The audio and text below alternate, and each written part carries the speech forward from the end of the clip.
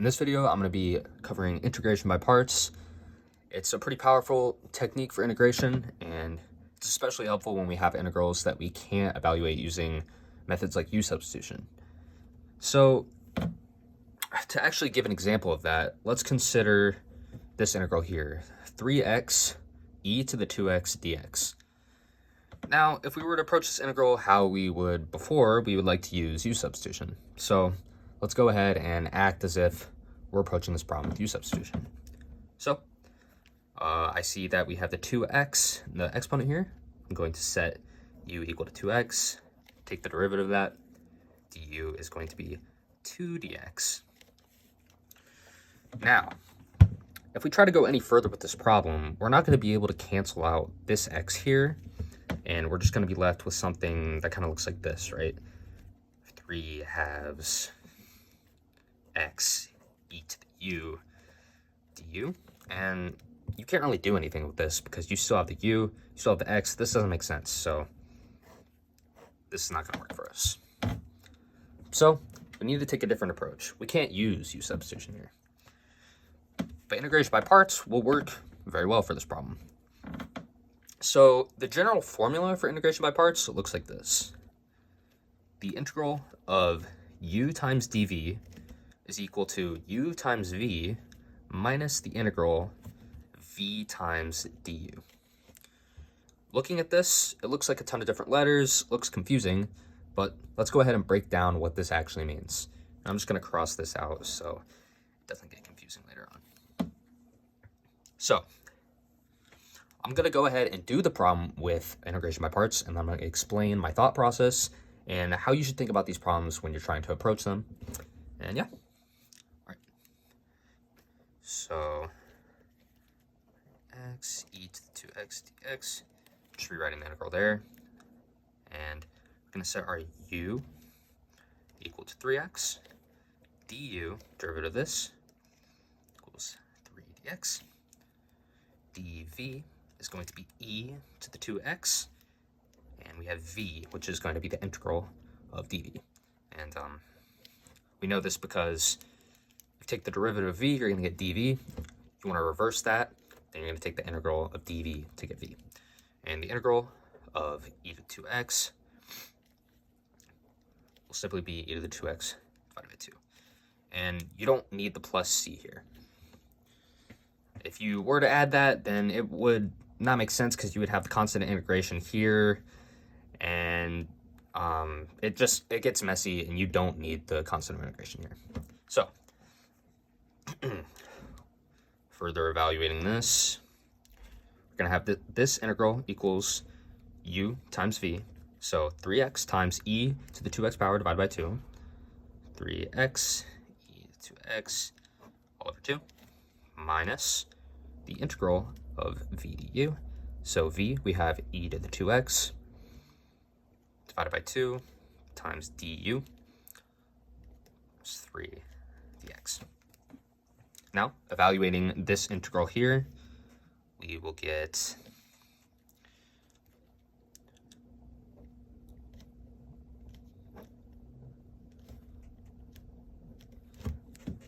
3e to the 2x divided by 4 plus our constant of integration.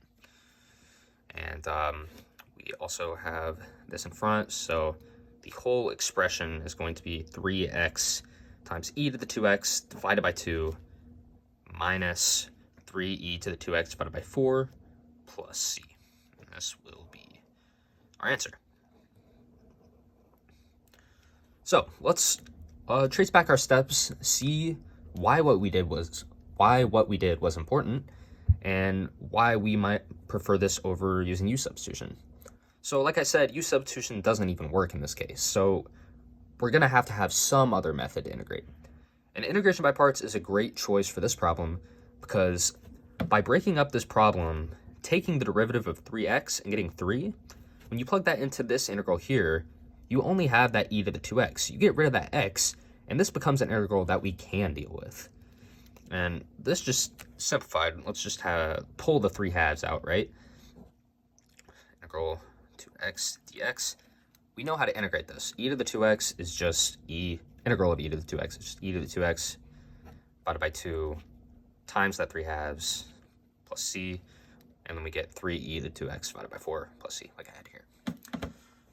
So what integration by parts helps us do is break down our integral into these different parts, and it makes this integral something that we can do when we have an integral that we don't know what to do.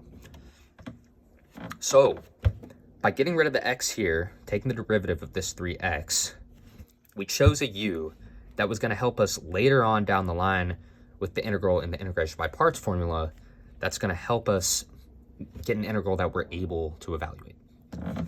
So I'm going to do another example and show how it works in this case. So we have the expression ln x dx. I want to take the integral of this. And this one looks a little weird because you wouldn't think that you would need some special integration technique to integrate ln x, because derivative of ln x is 1 over x. And if you take the integral of 1 over x, you get ln x. But when we're asked to take the integral of ln x, things get a little tricky. You can't just integrate it by itself. And we can actually use integration by parts to evaluate this integral. And I'm going to go ahead and show you how to do that. So our u is going to be ln x. And the derivative of that is going to be 1 over x dx. Our dv in this case is actually going to be our dx. Or you can think of it as just 1 dx. And our v is going to be x. This is essentially just integrating a constant, so you get the x here. So plugging this all into our formula here, we get that the integral of ln x dx is equal to u times v, which is ln x times x ln x, minus the integral of v du, where v is x, and du is 1 over x dx. And as you can see here, this is going to simplify further to the integral of x over x dx, which equals the integral of 1 dx, and this will give us x plus c. And then putting this back in front, the whole integral will equal x ln x minus x plus c. And this is the integral of ln x dx. So given an integral that we don't know anything about or how to approach it, by breaking it up into these different parts, we're able to evaluate the integral and get an answer. Now, the hardest part of approaching these integration by parts problems is choosing which u you need to use. Now, you can choose a u and say it doesn't work. You can go back and try another u. Part of your original integral is going to be your u. And essentially, what you want to do when choosing that u is think about, how can I simplify the v du integral to be something that I can integrate? So looking back at this problem, we can't integrate this because that x won't cancel out with u substitution.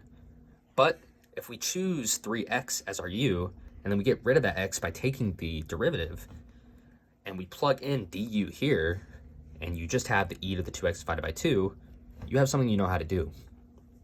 And it's the same in this case. You have ln x, which is kind of a weird function, right? Take the derivative of it, you have 1 over x, which is not that strange, and you have the v here, which is x. These cancel out and actually just give you 1, and that's super easy to evaluate. So it's really a matter of that foresight, playing around with these problems until you get something that you know how to do.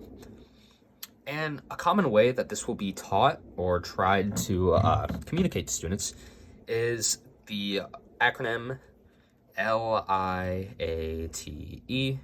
kind of just like late with that I in there.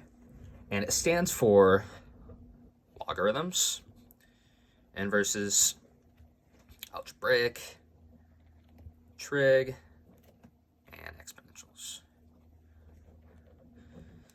And what this is supposed to be is the kind of hierarchy for when you want to choose your u. So log is going to be the top priority. If you see an ln x, or you see a log function in your integral, that's what you're going to want to choose for your u.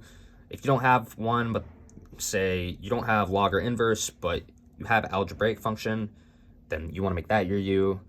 So I'm just going to write a few examples for each of the different cases. So log, we have ln x as an example. Inverse is going to be inverse functions like sine, inverse of sine x, inverse of cosine x.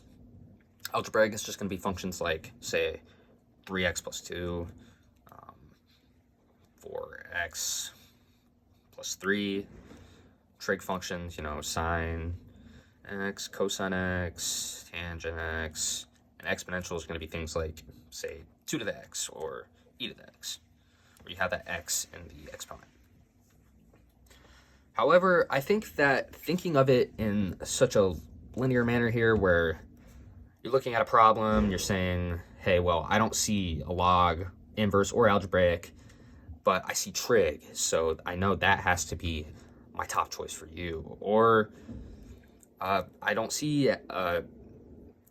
trig or exponentials, and I don't see inverse or log, or I don't see inverse and log, but I see exponentials, trig, and algebraic. I want to choose algebraic because it's the top one, right?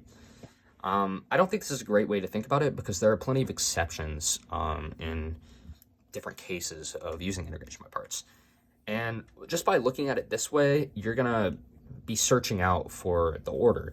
You're going to see that you have log function, it's the top of Lyat. I don't know how you want to pronounce that, but essentially what I'm trying to get at here is that I don't think this is a great way to approach these problems.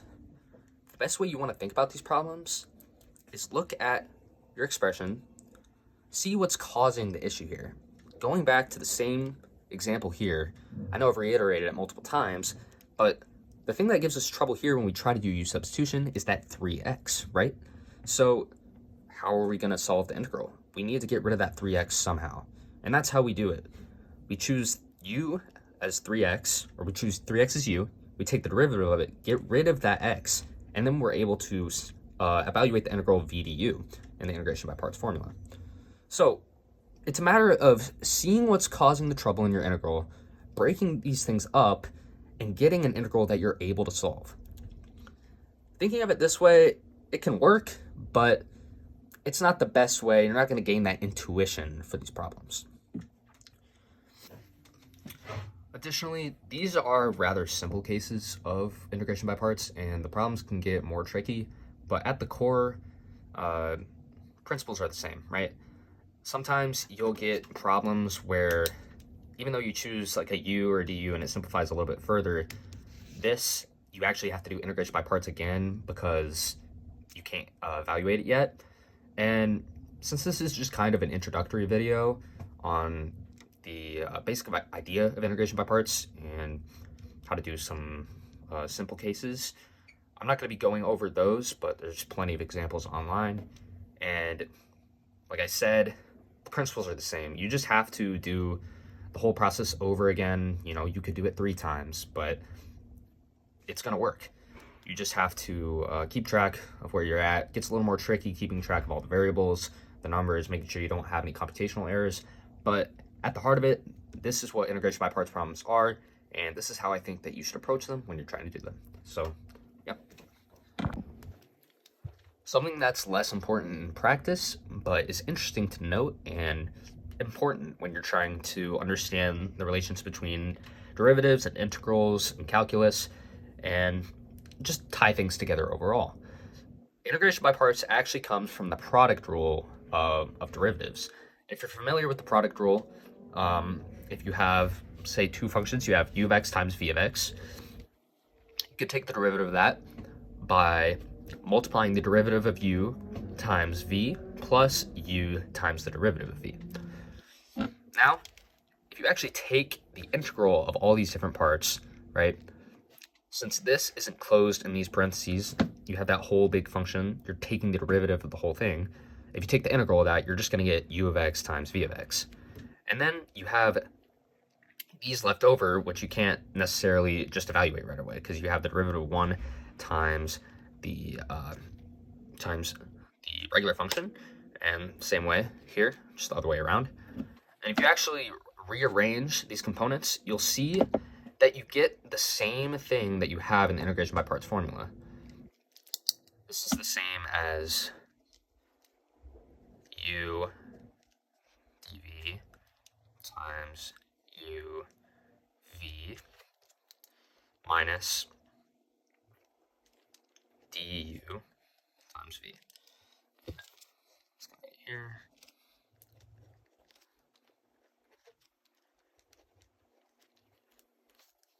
So, as you can see, it's actually the same thing, just looks a little bit different, but that's where integration by parts comes from, just so it's not something with random variables that I'm throwing at you, but it's something that's actually grounded in calculus, just with everything else. But this is a good way to understand it, and I hope this video was helpful. And if there's any other videos that you guys would want me to make, just let me know in the comments, and I will try to get to those. Thank you.